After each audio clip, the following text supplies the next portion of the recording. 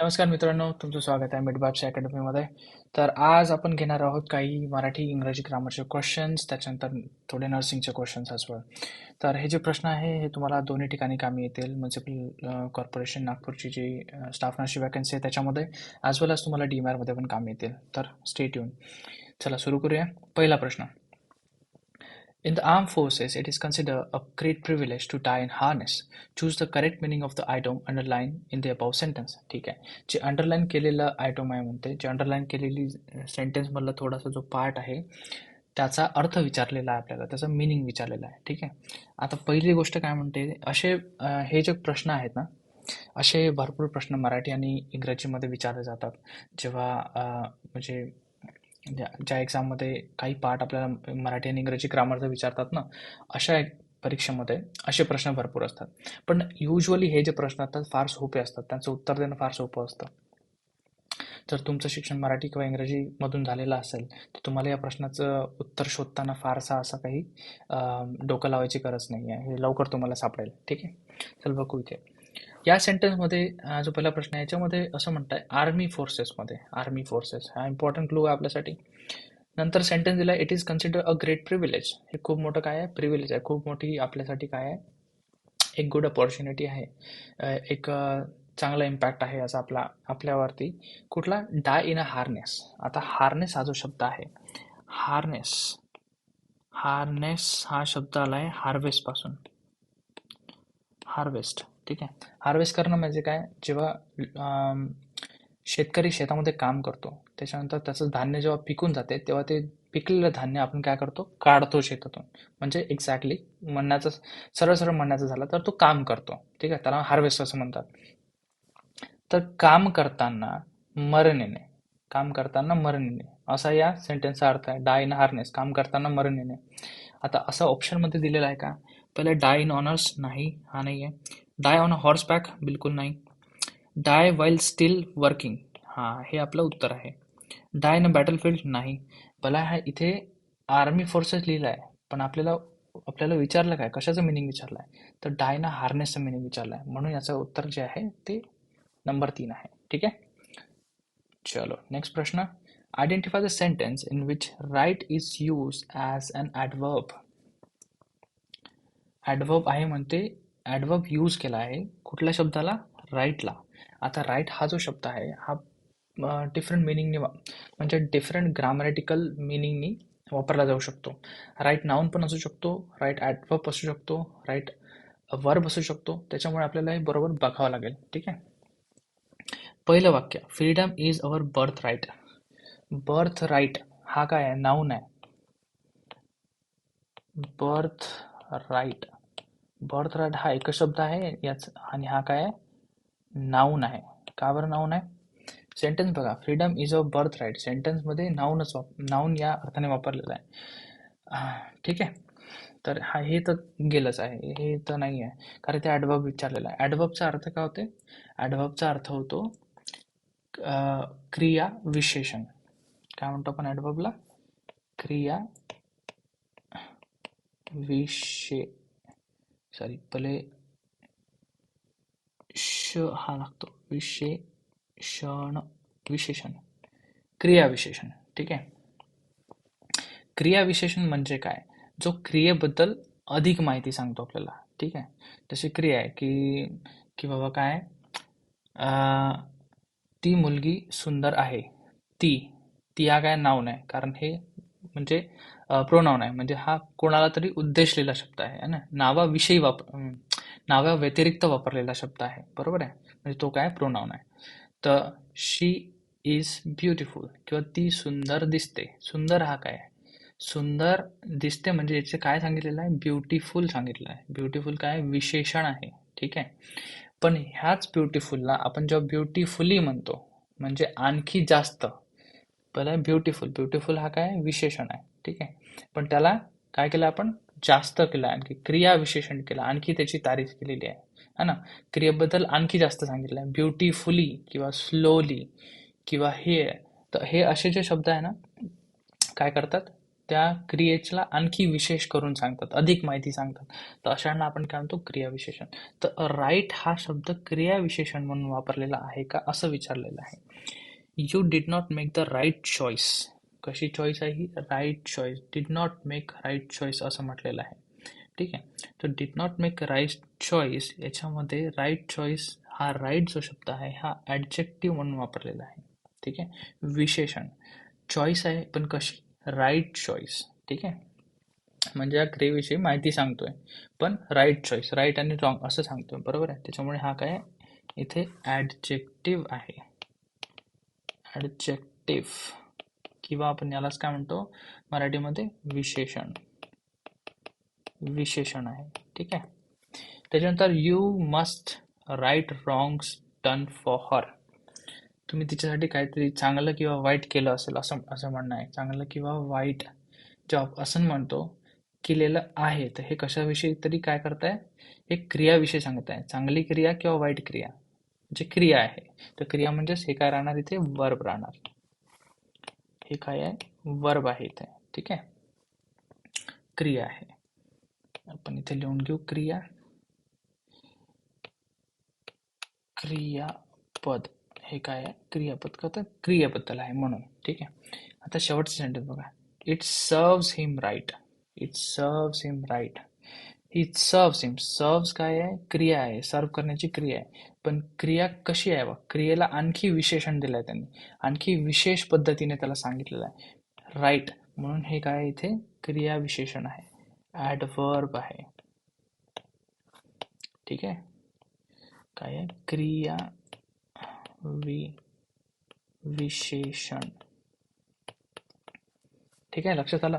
आता हे तुम्ही जे नाऊन आहे, noun, pronoun, adjective, verb, adverb हे थोडंसं वाचून घ्या म्हणजे तुमच्या लक्षात येऊन जातील. हे मी थोडंसं तुम्हाला एक आयडिया देऊन देतो. इथे प्रत्येकाबद्दल थोडं थोडं सांगून देतो मी. ठीक आहे. म्हणजे तुम्हाला कळून जाईल. पहिला आहे नाऊन. नाऊन त्यालाच आपण मराठीत काय म्हणतो? नाम. नाम म्हणतो. ठीक आहे. मग याच्यात काय ही कशी कशी गोष्ट असते बघा. कसं समजायचं की हे नाम आहे? तर याला ओळखण्यासाठी काय आहे? सिंपलची गोष्ट आहे.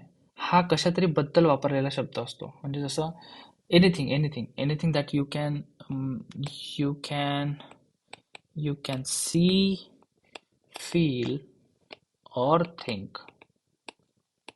अशी एखादी गोष्ट असेल. सी, सुरेश.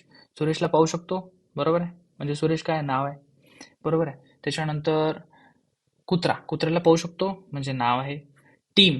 टीम म्हटलं आपण 4-5 लोकांचा घोळका त्याला पाहू शकतो म्हणजे नाव आहे. मिल्क पाहू शकतो नाव आहे. ऑनेस्टी. ऑनेस्टी फील करू शकतो. बरोबर आहे. तर ते काय आहे? नाम आहे.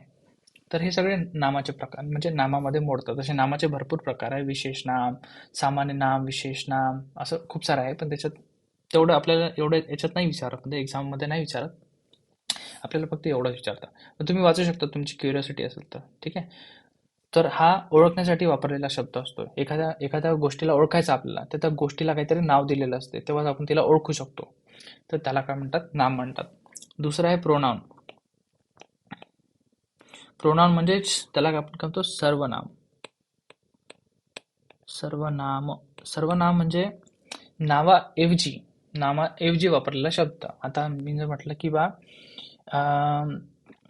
सुरेखा सुंदर आहे. आता सुरेखा काय झालं? नाम झालं. पण मी जर म्हटलं आता मला सुरेखा दिसली, मी तिला म्हटलं ती सुंदर आहे. कोणाला तरी सांगतोय मी ती सुंदर आहे. तर ती हा शब्द कोणाविषयी बोलला गेला आहे? सुरेखाविषयी. तर नामाऐवजी, तिच्या नावाऐवजी मी काय वापरला? ती हा शब्द वापरला. म्हणजे याच्यात काय ते ही, शी, इट, हू, दॅट किंवा व्हॉट असे शब्द याच्यामध्ये येतात. ठीक आहे. हे काय झाले? प्रोनाउन, सर्वनाम. नामाऐवजी वापरलेला शब्द. त्याच्यानंतर असते ॲडजेक्टिव्ह. ॲडजेक्टिव्ह त्यालाच आपण काय म्हणतो? विशेषण. ठीक आहे. विशेषण आता याच्या नावातच आहे विशेषण. ॲडजेक्टिव्ह ॲड केलेला शब्द असा आहे. ॲड केलेला किंवा विशेषण, विशेष माहिती सांगणारा शब्द. तर हा कशाविषयी विशेष माहिती सांगतो? तर नामाविषयी. नामाविषयी विशेष माहिती सांगणारा शब्द त्याला म्हणतो आपण ॲडजेक्टिव्ह. ठीक आहे. जसं तर राहुल इज क्लेवर. राहुल काय आहे? क्लेवर आहे. म्हणजे आपण राहुलविषयी सांगतो की राहुल क्लेवर आहे. तर क्लेवर हे काय झालं? ॲडजेक्टिव्ह झाला. ठीक आहे. राहुलची उंची 5 सेंटीमीटर आहे. तर 5 सेंटीमीटर हे काय झालं, विशेषण झालं, कारण त्याच्याविषयी माहिती सांगते ना ते विशेषण.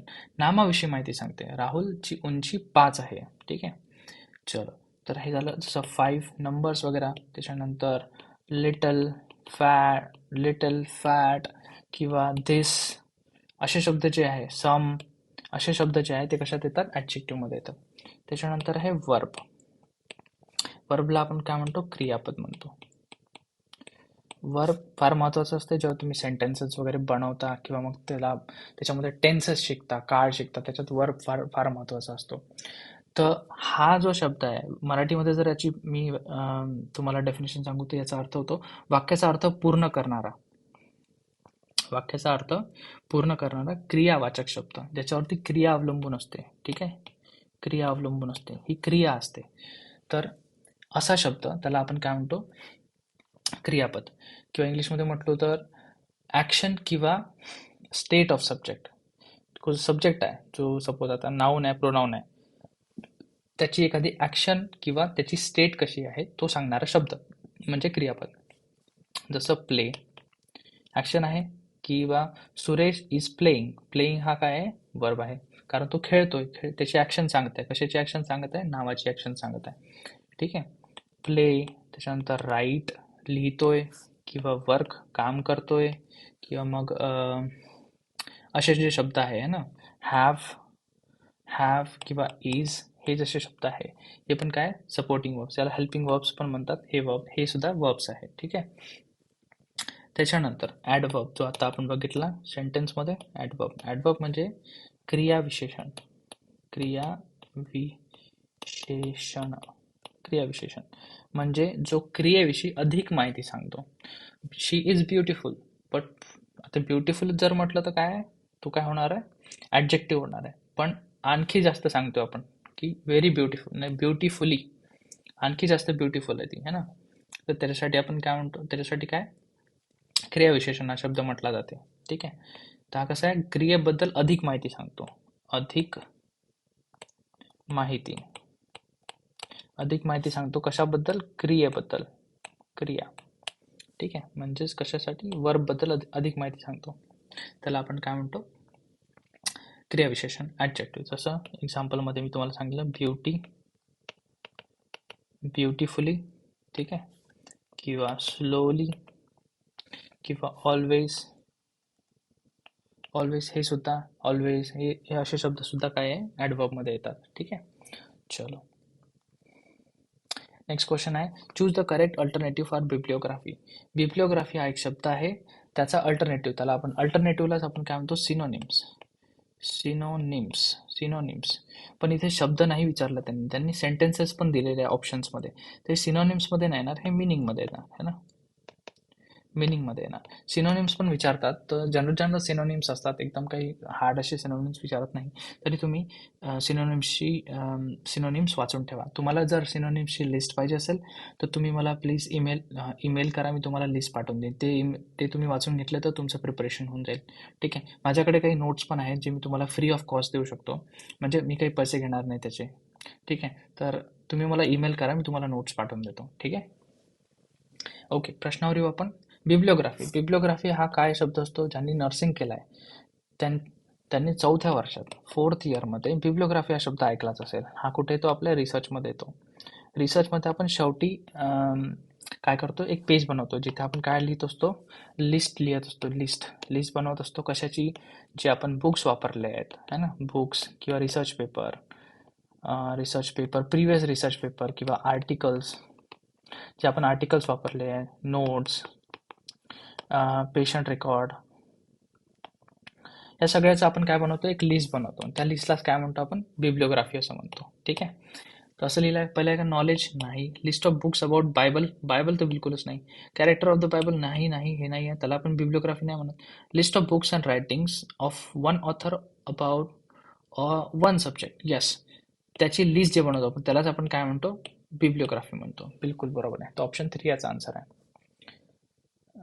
सॉरी, ऑप्शन 4 याचं, थर्ड क्वेश्चनचं ऑप्शन डी हे ऑप्शन आन्सर आहे. चला, चौथा प्रश्न, if we started now we would be in time. The subjunction in the sentence expresses. ठीक आहे. आता इथे काय विचारलं आहे? ॲटिट्यूड विचारला आहे. सबजंक्शन हा एक शब्द आलेला नवीन शब्द. याचा अर्थ तुम्हाला सांगतो मी. सबजंक्शनचा अर्थ होते स्पीकरचा ॲटिट्यूड, म्हणजे जो बोलतोय त्या पर्टिक्युलर पर्सनचा attitude attitude towards the statement. स्टेटमेंटकडे त्याचा ॲटिट्यूड कसा आहे, किंवा वर्बकडे, जो वर्ब तो यूज करतोय त्याच्याकडे त्याचा ॲटिट्यूड कसा आहे. पॉसिबिलिटी आहे की फॅक्ट आहे, पॉसिबिलिटी आहे की फॅक्ट आहे, याविषयी तो बोलतोय. तर इथे ॲटिट्यूड मॅटर करते. इफ वी स्टार्टेड नाव है ना, हा सेंटेन्स आहे. If we started now we would be in time. म्हणजे काय सांगतोय तो? इम्प्रोबॅबिलिटी. इम्प्रोबॅबिलिटी सांगतो का? अशक्यता सांगतो. इम्प्रोबॅबिलिटी म्हणजे अशक्यता. अशक्यता सांगतोय का? होणारच नाही असं म्हणतोय का? हा काय म्हणते? If we started now we would be in time. Positive statement आहे ना, हे पॉझिटिव्ह आहे. तर अशक्यता तर शक्यच नाही, म्हणजे हे नाही आहे. प्रिफरन्स हा सांगतो का? प्रिफरन्स सांगतोय का? म्हणजे पसंती सांगतोय का? की मला हे हे करायचं आहे, किंवा हे माझी इच्छा आहे, किंवा मला हे आवडते, असं नाही म्हणतो. हे सिम्पल एक स्टेटमेंट आहे, बरोबर. पसंती नाही आहे याच्यात. त्याच्यानंतर इंटेन्शन असू शकते त्याचं इंटेन्शन आहे का? तो म्हणतो का मला करायचं असं? तो असं नाही म्हणतो. तो वी हा शब्द वापरतोय, म्हणजे तो त्या स्वतःविषयी नाही बोलतोय, तो सगळ्यांविषयी बोलतोय. If we started now we would be in time, म्हणजे हे इंटेन्शन सुद्धा नाही आहे, तो एक स्टेटमेंट सांगतोय. म्हणजे त्याची इच्छा नाही सांगतोय तो काय सांगतोय? बोलतोय फक्त सगळ्यांविषयी. सपोजिशनचा अर्थ होते अनुमान. एक अनुमान लावतोय का तो? हो, अनुमान लावतोय. इफ हा शब्द आहे ना, इफ हा शब्द अनुमानसाठी वापरला जातो. इफ वी स्टार्टेड नाव, जर आता आपण सुरुवात केली, we would be in time, तर आपण टाइममध्ये पोहोचू. तर त्याचं काय एक अनुमान आहे, एक लॉजिक आहे त्याचं. ठीक आहे. तर सपोजिशन आहे. त्याचा आन्सर काय असणार आहे? Option D, supposition. चला, 5वा प्रश्न. The annual sports will be held tomorrow. Annual sports कधी होणार म्हणते? उद्यापासून सुरू होणार. हे विल बी हेल्ड टुमॉरो, उद्या सुरू होणार. What type of sentence is this? कशा प्रकारचं स्टेटमेंट आहे असं विचारलं आहे. ठीक आहे. ऑप्शनमध्ये सिम्पल, कॉम्प्लेक्स, कंपाऊंड आणि नन ऑफ द अबव्ह, म्हणजे आपल्याला 3 इथे दिलेले आहे. 3 पैकी एक निवडायचं आहे. तर आपल्याला याच्यासाठी सेंटेन्सेस माहिती असले पाहिजे. कुठलं सेंटेन्स कोणतं असते, तर आपण बघू. पहिलं असते सिम्पल स्टेटमेंटमध्ये सिम्पलचं एक वाक्य असते. त्याच्यात सब्जेक्ट असतो, वर्ब असते आणि ऑब्जेक्ट असते. जसे Satish is a good boy. काय आहे? Satish is a good boy. Simple statement आहे, याच्यात काही कॉम्प्लेक्स नाही आहे. आपण एका एका पर्टिक्युलर व्यक्तीबद्दल काय माहिती सांगितली आहे. सतीश कसा मुलगा आहे, तर चांगला मुलगा आहे, हे आपण सांगितलं याच्यात. ते सिम्पल स्टेटमेंट आहे. याच्यात काय असते? सब्जेक्ट असते, वर्ब असते आणि ऑब्जेक्ट असते. याच्यात ॲडजेक्टिव्ह पण टाकलं आपण, बरोबर आहे. विशेषण किंवा कसं आहे, गुड बॉय आहे, तर ॲडजेक्टिव्ह पण टाकलं याच्यात. ते पण हे सिम्पल स्टेटमेंटमध्ये येतं. आता बी जे आहे दुसरं, कॉम्प्लेक्स स्टेटमेंट थोडंसं कॉम्प्लिकेटेड आहे, म्हणूनच त्याला कॉम्प्लेक्स स्टेटमेंट म्हटलं ना. तर याच्यात काय असते? मेन सेंटेन्स असते, मेन सेंटेन्स प्लस याच्यात डिपेंडंट सेंटेन्स पण असतात. Dependent sentences. जसं आता एक एक्झाम्पल देतो तुम्हाला. Satish is clever. सतीश कसा आहे? हुशार आहे. ठीक आहे. सतीश इज क्लेवर, हुशार आहे. आणि दुसरं एक स्टेटमेंट आहे, दिस इज माय ओपिनियन. आता हे काय आहे? एक माझं ओपिनियन आहे. माझं काय म्हणतो आपण ओपिनियनला, काय म्हणतो मराठीमध्ये? किंवा हे माझं मत आहे की सतीश काय क्लेवर आहे. पण हे 2 डिफरंट सेंटेन्स आले. आता याला जोडलं की याचं कॉम्प्लेक्स स्टेटमेंट बनते, कारण ते 2 स्टेटमेंट आहे. हे सब्जेक्ट वर्ब ऑब्जेक्ट, हे सब्जेक्ट वर्ब ऑब्जेक्ट है ना. आता याला काय करतो आपण? जोडतोय. ते कसं बनेल? माय ओपिनियन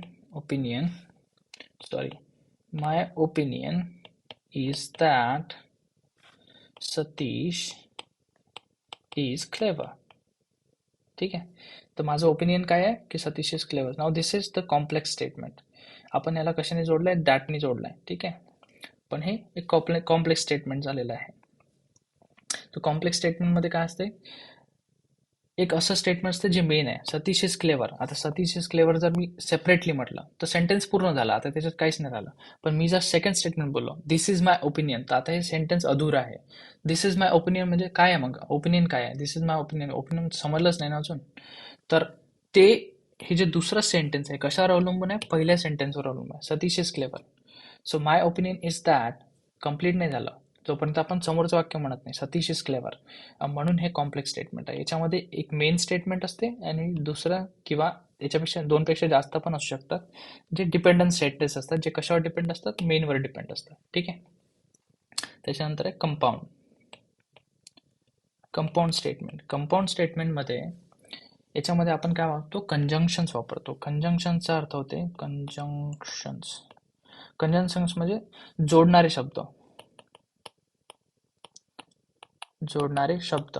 याच्यात आपण जोडणारे शब्द वापरतो. शब्द कसे असले, जोडणारे शब्द कुठले कुठले असतात, and, but, as well as, not only, but also, हे सगळे काय आहे, जोडणारे शब्द आहे. ठीक आहे.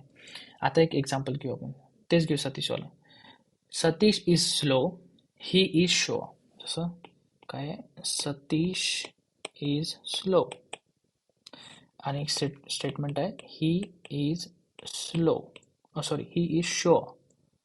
तो काय शुअर आहे, सतीश स्लो आहे आणि तो शुअर आहे, त्याला माहिती आहे की तो स्लो आहे म्हणून, असं वाला. तर आता आपण काय लिहिणार, सतीश, मी संतोष लिहिला का इथे, सतीश. ठीक आहे. ओके. सतीश इज स्लो, आता याला जोडायचं आपल्याला. ठीक आहे. बट ही इज शुअर, म्हणजे काहीच बदललेलं नाही. आता दोन्ही स्टेटमेंट जे आहे ना ते सिम्पल स्टेटमेंट्स आहे. कारण सतीश इज स्लो म्हटलं तरी शब्दाचा अर्थ पूर्ण कंप्लीट होतोय, वाक्याचा अर्थ कंप्लीट होतोय. ही इज शुअर म्हटलं तरी वाक्याचा अर्थ कंप्लीट होतोय. तर दोन कंप्लीट वाक्य आपण जोडतोय कंजंक्शननी, तर ते जे स्टेटमेंट बनते त्याला आपण काय म्हणतो, कंपाऊंड सेंटेन्स म्हणतो. ठीक आहे. कळलं. Okay. 6. What is the sociological term for set of beliefs. Set म्हणते, अ सेट, एकच सेट आहे. ठीक आहे. ओनली वन सेट आहे इथे, कारण अ हा शब्द आलेला आहे. ठीक आहे. Of beliefs, beliefs, values, norms, behaviour shared by members of society. सोसायटीमधले काही मेंबर्स, म्हणजे सोसायटीमधले मेंबर काही नाही, सगळेच मेंबर काय करतात, एक common belief, common value, common norms, common behaviour share करतात. तर त्याला काय म्हणतात, तर त्याला आपण कल्चर म्हणतो. हा शब्द, हा प्रश्न सोशिओलॉजीचा आहे. सोशिओलॉजी, नर्सिंगमधला सोशिओलॉजीचा आहे. ठीक आहे. ही कल्चरची डेफिनेशन आहे, इथे जी लिहिली आहे ना, आणि टर्म म्हटले. बाकी ऑप्शन्स काय याचे उत्तर नाही आहे, मी तुम्हाला ते पण सांगतो. पण हे टर्म म्हटलं ना, आणि ही डेफिनेशन आहे कल्चरची, त्याच्यामुळे याचा आन्सर कल्चर आहे. इथनोग्राफी. आता इथनोग्राफी जे आहे ना, इथनोग्राफी नाही होऊ शकत, कारण इथनोग्राफी स्टडी असते. ग्राफी हा शब्द आला ना, तर हे स्टडी आहे कशाची, तर सोशल नॉर्म्सची किंवा पॅटर्न. नॉर्म्स किंवा पॅटर्न म्हणू आपण. नॉर्म्स, नॉर्म्स किंवा पॅटर्न याची जी स्टडी असते त्याला आपण इथनोग्राफी म्हणतो. सोशलायझेशन हे एक, सोशलायझेशन ही सुद्धा एक टर्म आहे, पण सोशलायझेशनचा अर्थ होते जमा होणे किंवा गॅदरिंग. गॅदरिंग, जमाव किंवा एकत्र येणे. एकत्र, एकत्र येणे,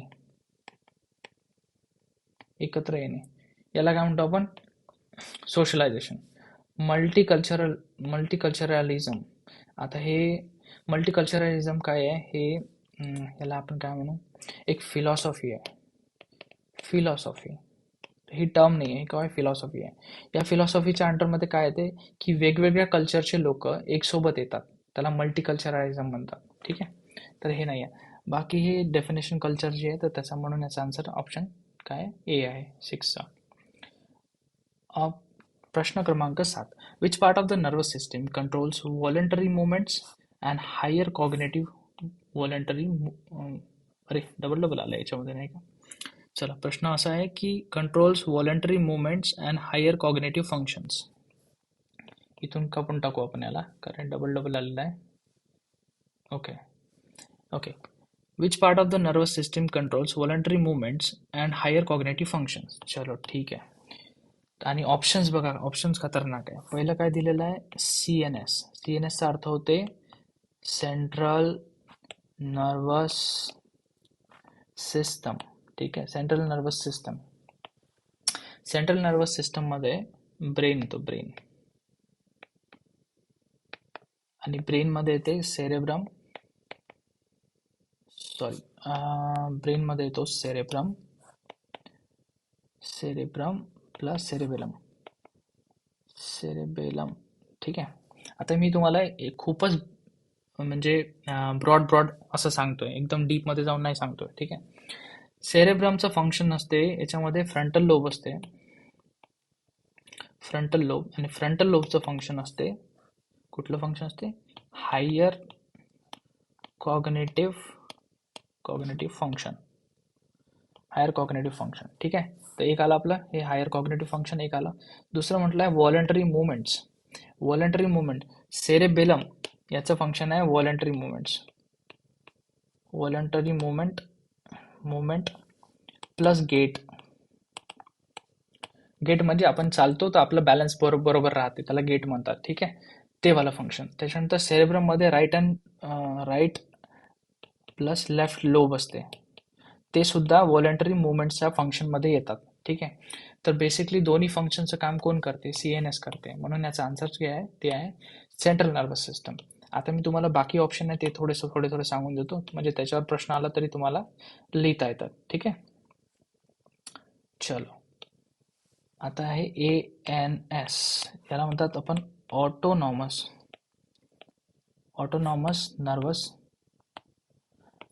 नर्वस सिस्टम. ठीक आहे. ऑटोनॉमिक और ऑटोनॉमस असं म्हणा चालेल. याचा अर्थ समजणं महत्वाचं. ऑटोनॉमसचा अर्थ होते स्वतः चालणारी, म्हणजे याच्यावर काही कंट्रोल नाही आहे, आपला कंट्रोल नाही आहे. कंट्रोल नाही, नो. कोणता कंट्रोल नाही आहे, व्हॉलंटरी कंट्रोल नाही आहे, म्हणजे हे आपल्या मतानच चालते. याच्यावर आपण व्हॉलंटरीली आपल्या मते आपण याला कंट्रोल करू शकत नाही. तर ANS मध्ये काय काय येते, जसं ANS च्या ऍक्च्युली 2 शाखा पडतात.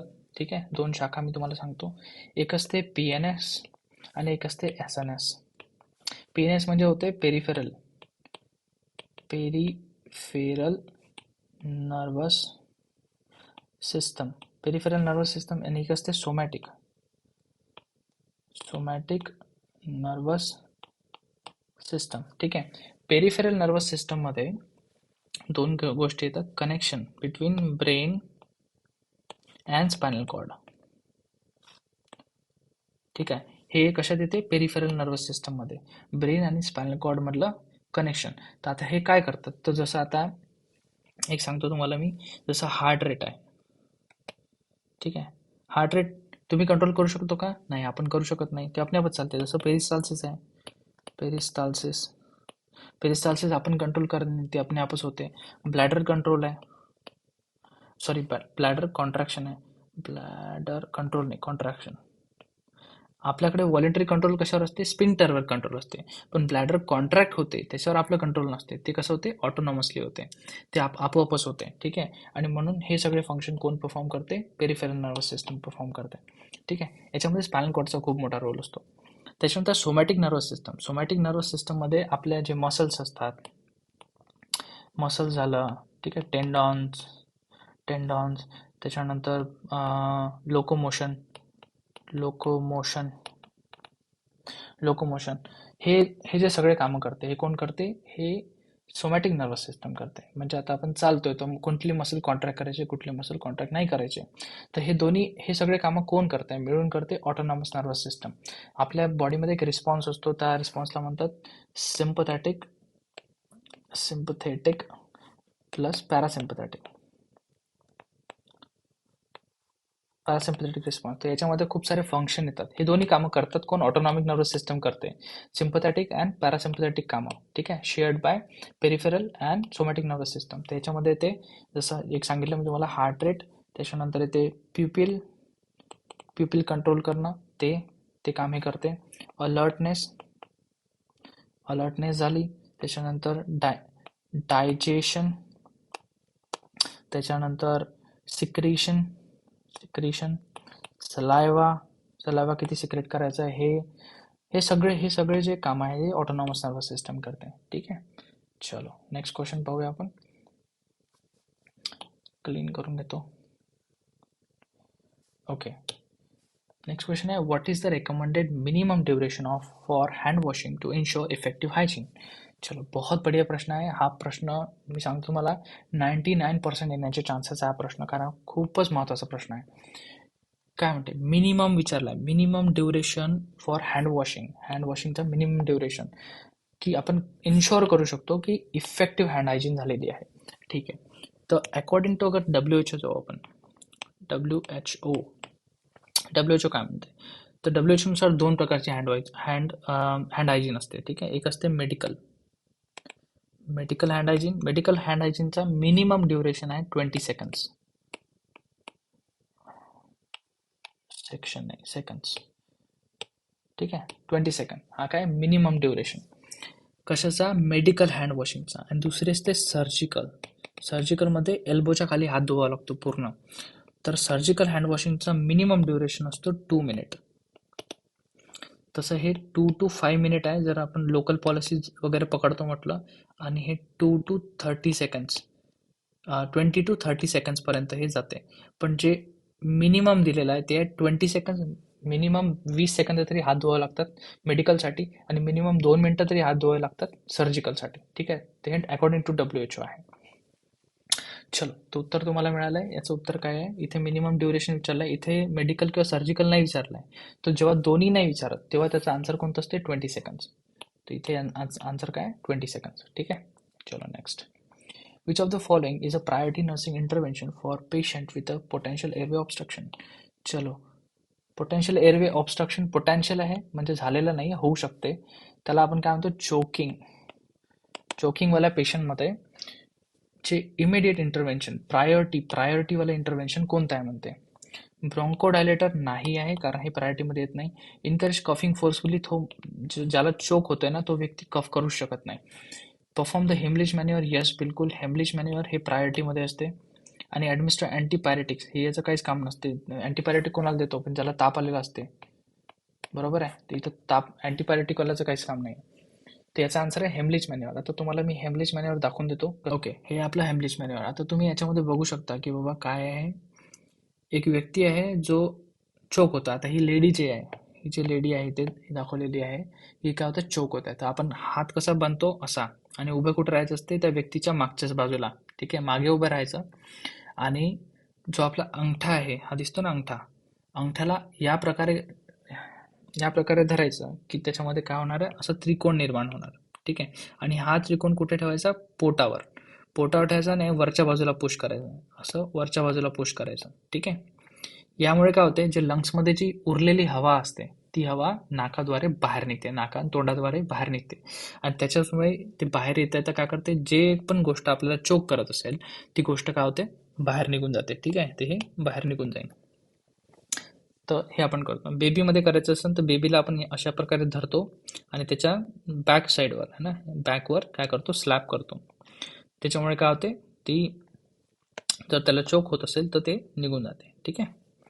चलो, हे ओके झालं. चलो नेक्स्ट जाऊ. नेक्स्ट प्रश्न. A nurse is assessing a child suspected of meningitis. ठीक आहे, meningitis. Which of the following sign and symptoms is characteristics of meningitis. Sign and symptom विचारला आहे कशाचा, मेनिंजायटिसचा. ठीक आहे. ऑप्शन बघू. परसिस्टंट कफ नाही, हे येत नाही त्याच्यामध्ये. सायनोसिस ऑफ द एक्स्ट्रीमिटी नाही, हे पण येत नाही. आयटिस विचारलं, इन्फ्लामेशन झालेलं आहे, ताप येते याच्यामध्ये. व्यक्तीला ताप येईल, तो बोलू शकत नाही, त्याला त्याच्यानंतर त्याच्यामध्ये आपल्याला काय दिसतं, त्याला पेन होते. आता पेन कुठे होते, तर इथे गळ्यामध्ये पेन होते. त्यानंतर नॉक्चर्नल रेजिडिटी ऑर स्टिफनेस. पण केव्हा पेन होते, जेव्हा आपण पर्टिक्युलर मुवमेंट करतो तेव्हा पेन होते. तर कसं, आता तुम्हाला सांगतो, हे नॉक्चरल रेजिडिटी जे आहे हे क्लासिकल सिम्पटम आहे कशाचं, मेनिंजायटिसचा. आणि याच्यावरूनच याला आपण पता करू शकतो. चलो, तर याला काय म्हणतात, हे जे साईन आहे या साईनला म्हणतात ब्रुडझिन्की साईन. ब्रुडझिन्की साईन मध्ये काय होते की जेव्हा आपण व्यक्तीचे पाय मोडतो. पाय मोडतो म्हणजे तो आता सपोज तो असा लेटलेला आहे, ठीक आहे. तर आपण काय केलं, त्याचा हा जो पाय आहे हा आपण असा मोडला. हा पाय जर असा मोडला हा ना, हे तसा पाय आहे. हा जर आपण या साईडला मोडला तर त्याच्या गळ्यामध्ये, आता ही जे मान आहे है ना, सपोज हा चेहरा आहे, ही मान आहे. तर या मानेमध्ये काय होते, त्याला पेन होते. त्यालाच आपण काय म्हणतो, ब्रुडझिन्की साइन म्हणतो, ठीक आहे.